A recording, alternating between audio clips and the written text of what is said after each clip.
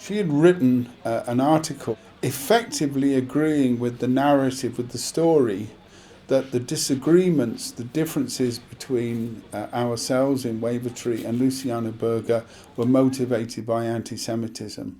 And, we were genuinely angry, we were upset about that because those were out and out lies.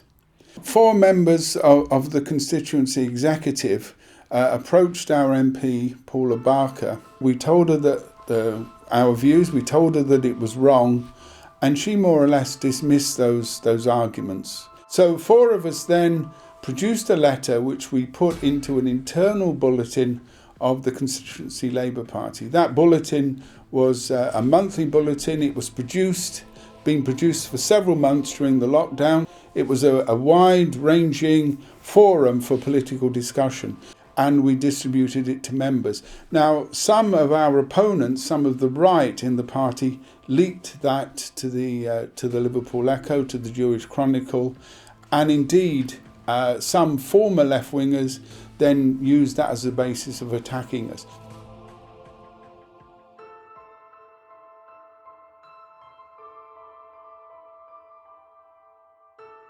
And I think people recognise that. They recognise that Wavertree was the tip of an iceberg, that if you're attacked for trying to hold your MP to account, if you're attacked for trying to make your MP support a Labour government, then you're traduced in the media, you're slandered by Tom Watson as an anti-Semite.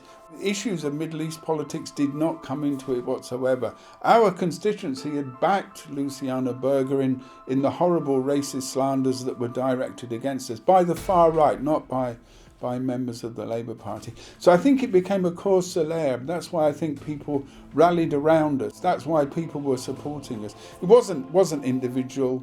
We were just 4 active members of a Labour Party which had been in the news. And comrades said, this thus far and no further. We've had enough of these attacks, we've had enough of these slanders, we're not going to put up with it anymore. I supported Paula.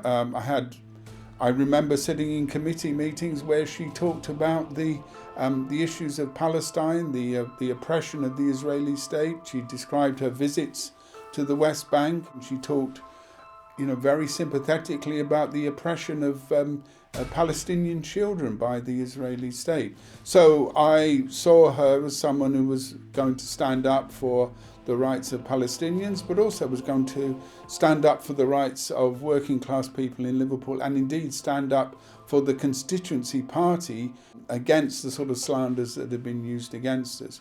But unfortunately, that hasn't been the case.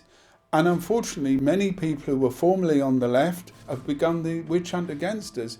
The person who, for example, sent the official complaint, Mark Hoskinson, is a former left-winger, a former Trotskyist, someone who, if you read his writings from the 80s and the 90s, was a firm defender against Stalinism and political oppression. And now, in a sense, is joining in a very Stalinistic way. So he's gone from writing about Stalinism to actually practicing it.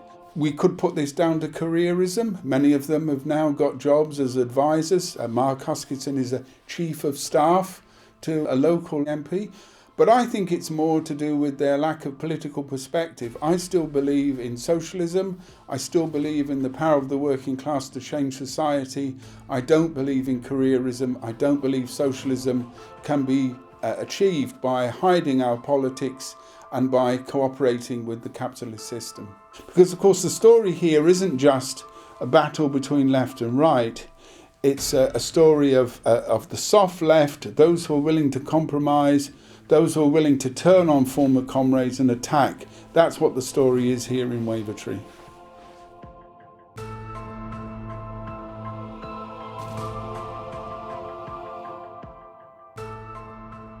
I think that freedom of expression and debate is the lifeblood of the Labour movement, of the socialist movement. If we can't hold our MPs and our leaders to account, if we can't freely express differences, then there's really no point in having a movement.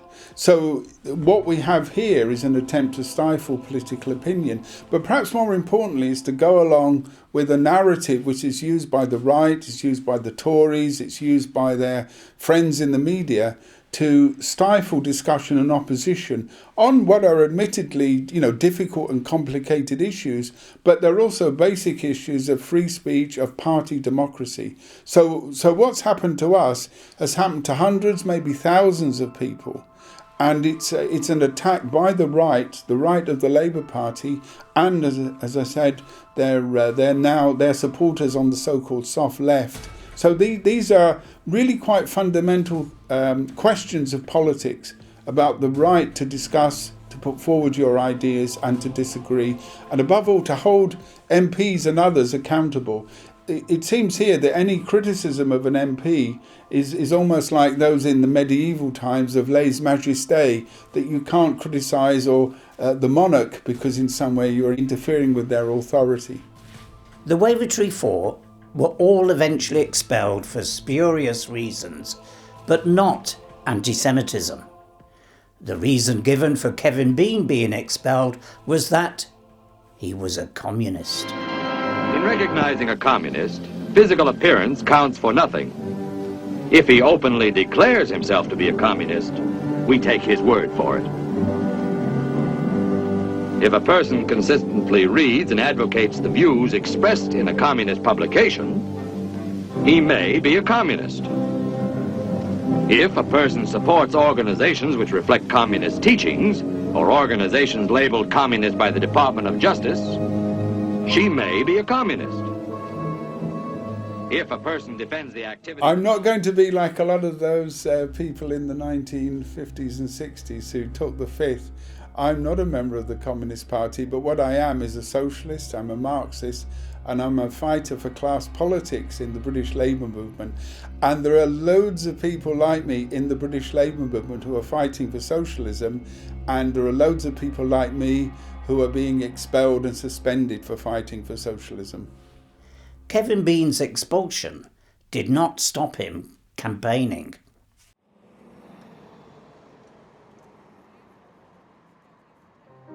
The one-stop shop provides an information and advice service about council services to local people, and it's absolutely vital for those parts of the community that don't have easy access to information online or by mobile phones. Now, we know that the Tories just want to cut back, and particularly they want to attack communities like this one. But the important thing here is that these cuts are being implemented by a Labour council, and nothing is being done by that Labour council to fight back.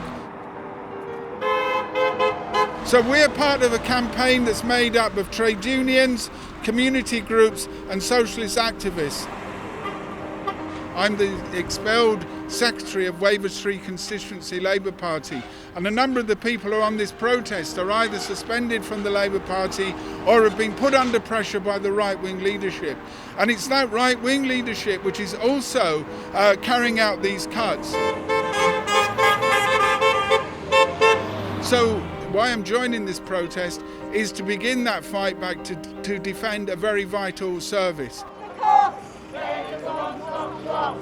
the cops! Save the one-stop shop! Stop the cops! Save the one-stop shop! Stop the cops! Save the one-stop shop!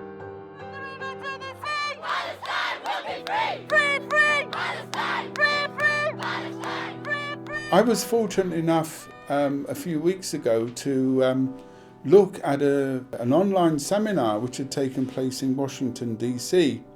And there were such luminaries as Michael Gove, Lord John Mann, the renegade Labour MP who's now working with the Tories, Mike Pompeo, any number of luminaries from the American political and military establishment.